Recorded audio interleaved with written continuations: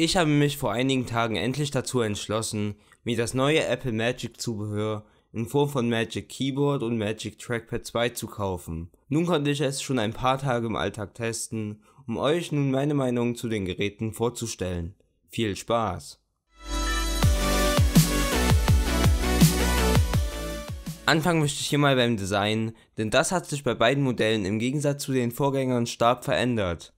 Da nun keine Batterien mehr eingelegt werden müssen, sind Trackpad und Tastatur nun um einiges dünner geworden, wodurch das Design jetzt keilförmig ist und wir auf dem Rücken rechts eine Plastikaussparung für die Bluetooth-Antenne, in der Mitte einen Lightning-Port, um den eingebauten Akku mit dem mitgelieferten Lightning-Kabel zu laden, und auf der linken Seite einen An-Aus-Schalter finden können. Das Trackpad ist zudem auf der Oberseite nicht mehr silber, sondern weiß. Das neue Design sagt mir auf jeden Fall zu, da es auf dem Schreibtisch sehr aufgeräumt und edel aussieht.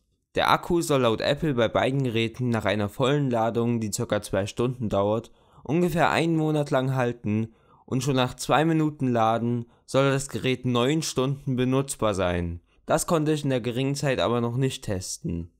Koppeln könnt ihr die Geräte über kurzes Einstecken des Lightning-Kabels in den Mac oder ihr geht in die Bluetooth-Tastatur, Trackpad oder Mauseinstellungen und fügt die Geräte da hinzu. Nun zur Tastatur. Die Tasten sind ein kleines Stück größer und stabiler geworden und der Tastenanschlag fühlt sich ein wenig härter an, wobei der Weg, den die Tasten beim Druck zurücklegen, leicht kürzer geworden ist. Auch die Funktions- und Pfeiltasten wurden stark vergrößert. Die Schriftart der Tasten wurde übrigens auch auf die neue iOS und macOS Schriftart San Francisco aktualisiert, was wirklich sehr gut und modern aussieht. Generell gefällt mir die Tastatur wirklich sehr gut, da ich persönlich auf ihr ziemlich gut tippen kann und sie dabei auch sehr angenehm klingt. Obwohl ich vor dem Kauf dachte, dass mir die Hintergrundbeleuchtung, die ich von meinem MacBook gewohnt war, fehlen könnte, stört es mich so gut wie gar nicht, dass sie nicht dabei ist, weil man so eine Tastatur ja normalerweise am Schreibtisch benutzt und da die Monitore sowieso genug Licht produzieren, um etwas auf der Tastatur zu erkennen. Außerdem würde diese Funktion, denke ich, zu stark am Akku saugen. Was aber dabei ist, ist die magische Caps Lock Taste, die sich nur aktiviert, wenn man es wirklich will.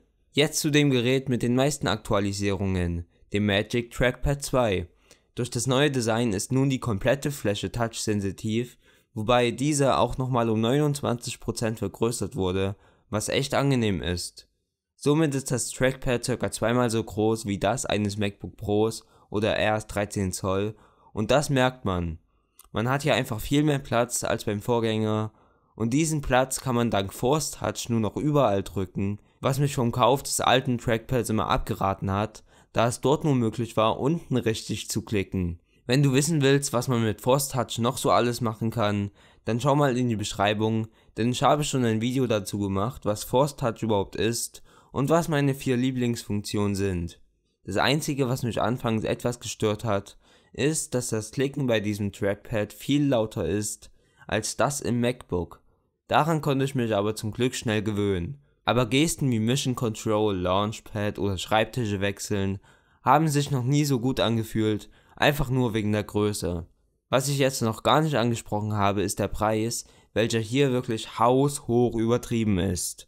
Trotz dessen, dass ein Lightning-Kabel mitgeliefert ist, sollte so eine Tastatur keine 120 € kosten und ein Trackpad keine 150 €. Vor allem wenn man mal bedenkt, dass die Vorgänger jeweils 70 € gekostet haben und die Nachfolger außer das Trackpad keine wirklich neuen Funktionen haben. Die Magic Mouse 2 kostet übrigens 90 €, was einigermaßen angemessen ist.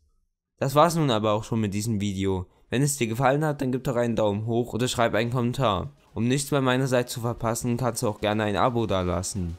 Kauflinks zu allen 3 neuen Magic Produkten findest du in der Videobeschreibung und dann sehen wir uns hoffentlich im nächsten Video erneut. Bis dahin, ciao.